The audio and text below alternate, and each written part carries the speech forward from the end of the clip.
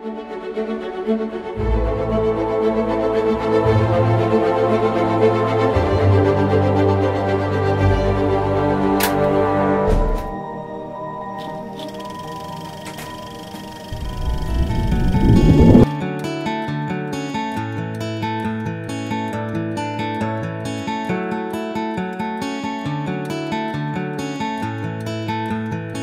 I've been teaching this week is basically the roles and responsibilities of the director, how to get an understanding of the big picture where everybody else fits into your vision and to the story you're wanting to tell.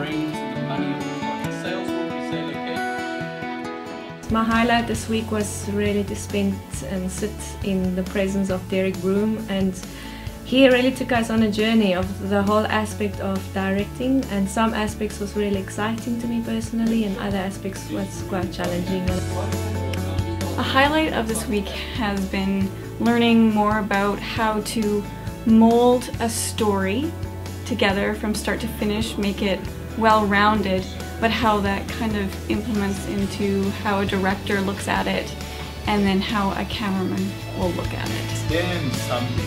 Today what we're doing is basically a technical camera. It's the very basics of how the camera works. I think the students really learned and really got into the camera teaching.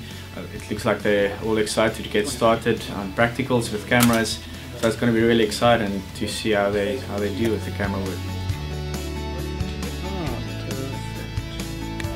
Today we learned about how to use a camera and the different aspects of it, aperture and exposure, and I always known about it, but it's always been blurry for me. But today we got a good, clear picture of it actually. I believe the camera is a very important and very vital part of telling the stories of the master storyteller.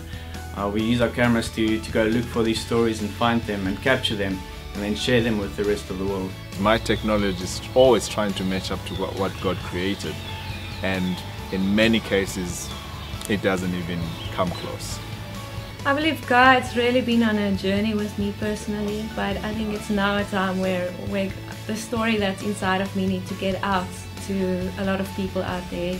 God is in all the details. I can't imagine there's so many people around the world and He's got the details of everybody's story.